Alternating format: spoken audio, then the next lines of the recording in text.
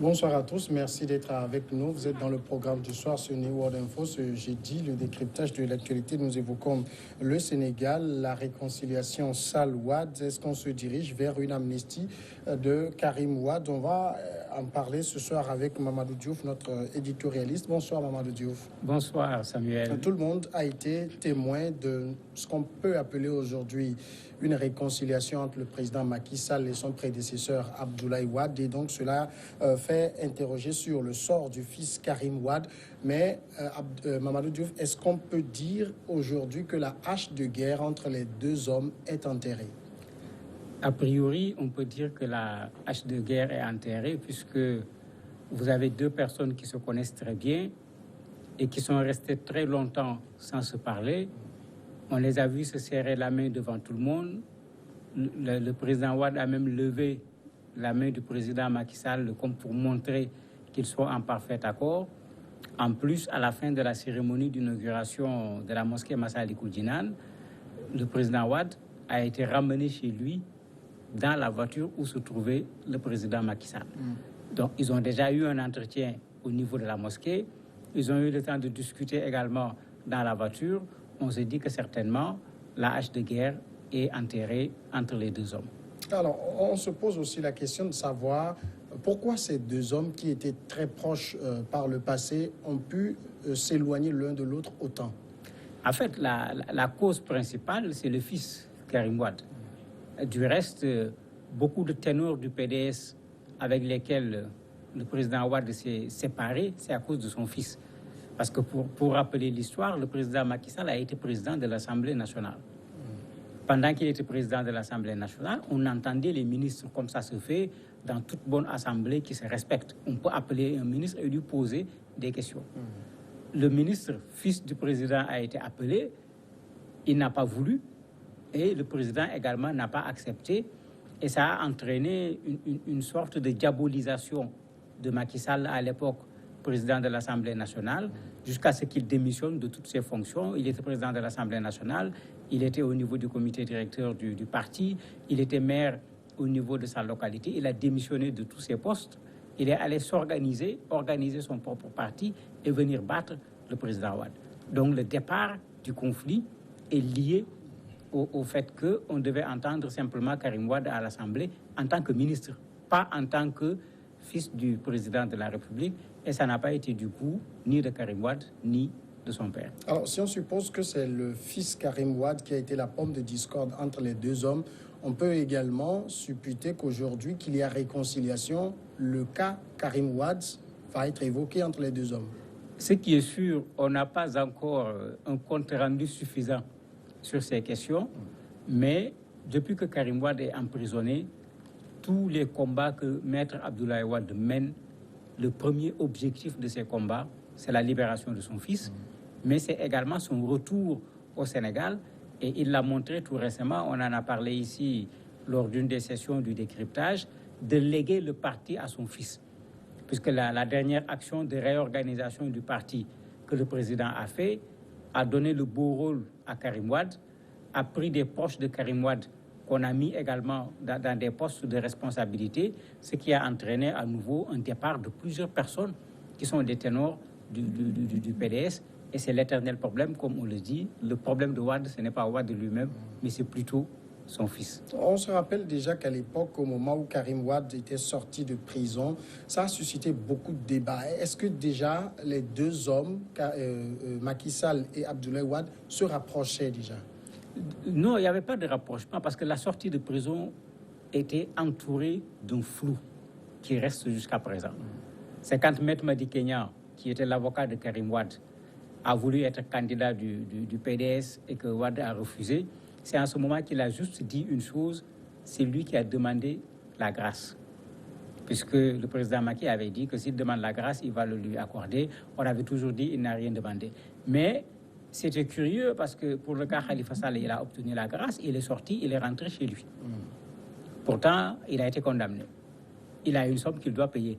Karim Wade, c'était la même chose. Il a été condamné, il a une somme qu'il doit payer. Mais Karim Wade a quitté la prison pour quitter le Sénégal, il peut aller au Qatar. Et tout le monde se posait la question, c'est quoi cette libération? s'il quitte immédiatement le Sénégal, c'est que certainement les gens se sont entendus sur un certain nombre de choses. Quoi exactement? On n'a pas encore la teneur de ce qu'on appelle chez nous les accords de Rebus, parce que ce n'est pas la première fois. Ça a été fait avec Idriss Seck, ça a été fait avec Karim. Rien ne prouve que cela n'a pas été fait également avec Khalifa Sall pour le moment, puisqu'il dit qu'il n'y a rien, lui, il ne voulait même pas sortir. Mais on a souvent après obtenu progressivement des indiscrétions permettant de savoir que ce n'était pas une grâce comme on le dit tout simplement, mais avant la grâce, il y a eu des négociations et des conditions. Dans le cas de Karim Wade actuellement, la principale question, c'est son retour au Sénégal, et cela est conditionné à une amnistie. Oui, il faut nécessairement une amnistie parce qu'il doit 138 milliards, suivant la condamnation qui a été faite après le procès et ce qui a été fait par la CRI. Et plusieurs fois, il a annoncé son retour au Sénégal. Tout récemment même, il y avait un retour qui semblait vraiment imminent parce que ça bougeait, les gens se préparaient et tout. La justice est allée à la maison familiale déposer un document en leur disant qu'il n'y a pas de souci, c'est un Sénégalais, il peut rentrer, mais s'il arrive, on lui appliquera la contrainte par corps. Donc il ira en prison jusqu'à ce qu'il rembourse les 138 milliards. Et tant qu'il ne les remboursera, il ne sortira pas de prison. Donc effectivement, son retour est encore une équation. Et sans amnistie, s'il revient, il faut que la jurisprudence soit respectée. On va lui demander de rembourser cet argent. S'il ne rembourse pas l'argent, il risque de retourner en prison. Alors aujourd'hui, si on parle d'amnistie dans le cas de Karim Wade, cela revient à dire qu'on passe l'éponge sur 138 milliards de francs CFA. C'est tout le problème. Aujourd'hui, certaines structures de la société civile s'insurgent. Certaines structures également de défense des droits de l'homme s'insurgent en disant deux choses. La première chose, les 138 milliards n'appartiennent pas au président Macky Sall. Donc, il ne lui revient pas de décider ou pas si on va éponger. C'est l'argent du peuple sénégalais, c'est des biens publics. Donc, c'est au peuple lui-même de décider, pas à quelqu'un de le faire à sa place. L'autre élément, les gens se posent des questions. Pourquoi on parle de l'amnistie de Karim Wade? Pourquoi on parle de l'amnistie de Khalifa Sall? Alors qu'il y a d'autres Sénégalais qui ont été emprisonnés, qui restent en prison pour des sommes de loin moindres que ces sommes-là et qui n'étaient pas en position de responsabilité comme ces deux étaient en position de responsabilité. Les gens disent non, soit on applique la justice, soit on ne l'applique pas, mais qu'on ne fasse pas une justice en fonction du visage de celui qu'on a en face. Alors aujourd'hui, est-ce que les 138 milliards que Karim Wade doit à l'État sénégalais correspondent au montant qu'on l'accuse d'avoir détourné? Ça ne correspond pas encore puisque dans ce procès, il y a encore des prospections qui se font pour essayer de découvrir où on a caché l'argent, qu'est-ce qui s'est passé. Il y a eu des commissions rogatoires en France, un peu partout. Tout récemment, même la France avait dit non au Sénégal par rapport à un compte de Karim Wade qui se trouve à Monaco, etc. Donc, il y a eu une condamnation à un moment déterminé, mais il y a un travail qui était en train de continuer puisque les 138 milliards sont inférieurs à la somme qui avait été dite au départ quand on l'arrêtait. Mais c'est les 138 milliards qui sont des choses qu'on a aujourd'hui sur des papiers à partir desquels on peut édifier les gens.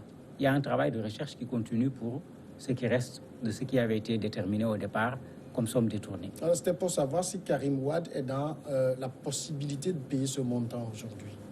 Je ne crois pas parce que pour le moment, on n'a pas pu retrouver cet argent, sauf s'il a utilisé des prête-noms comme les gens savent très bien le faire pour les cacher. Et je ne suis même pas sûr qu'il soit lui-même dans la perspective de rembourser ce montant. Parce que rembourser serait une façon également d'avouer. Je me dis que, et c'est ce que les gens pensent de plus en plus, à travers le dialogue national qui a commencé, que le président Wade avait boycotté, certains de l'opposition avaient posé ce problème d'amnistie de Karim Wade et de Khalifa Sall. Avant le dialogue, le président Wade avait dit qu'il s'engage à respecter intégralement les conclusions consensuelles du dialogue. Je me dis qu'on va régler beaucoup de problèmes ici. Puisque l'amnistie ne peut pas se faire pour des personnes. On ne peut pas se lever et amnistier Khalifa Sall en tant qu'individu, amnistier Karim Wade en tant qu'individu. On prend généralement une période. On va dire les crimes économiques qui ont été commis, par exemple, entre 2012, l'arrivée au pouvoir du président Macky Sall, et 2019, tous ces crimes sont amnistiés.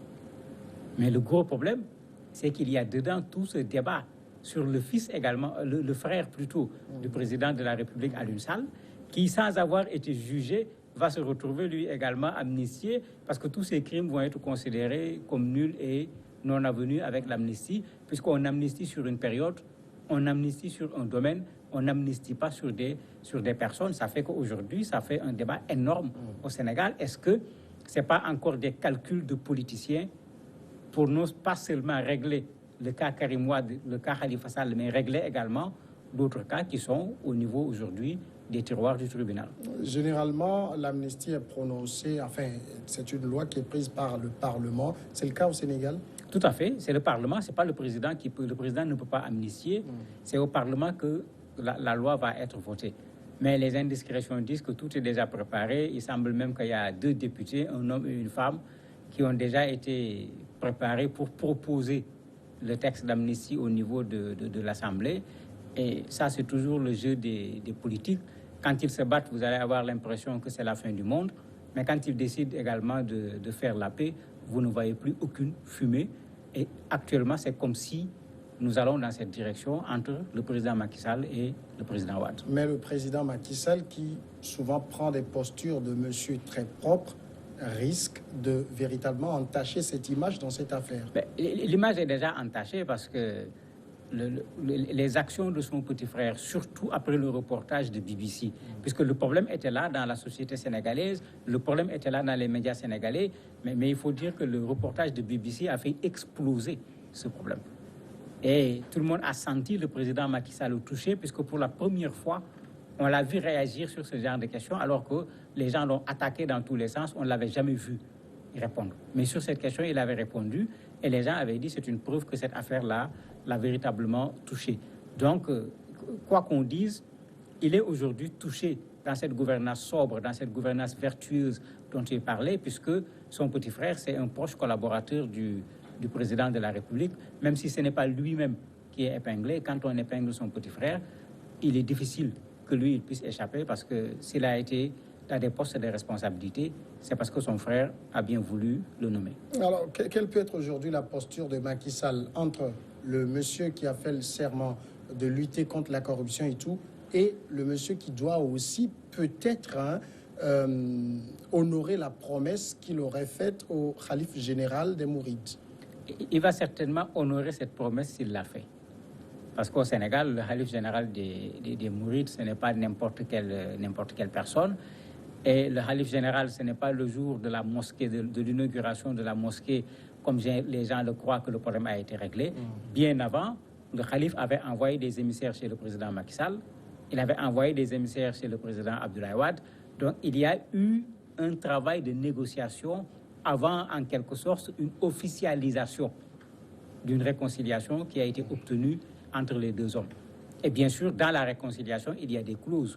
Même si nous ne les connaissons pas, je ne vois pas le président Macky Sall en train de ne pas respecter les clauses de cette réconciliation. Mamadou Diouf, merci d'avoir répondu à nos questions. C'est moi qui vous remercie. Nous allons marquer la pause et on va recevoir juste après notre invité de ce jeudi, c'est Abbas Kabwa qui passera tout à l'heure.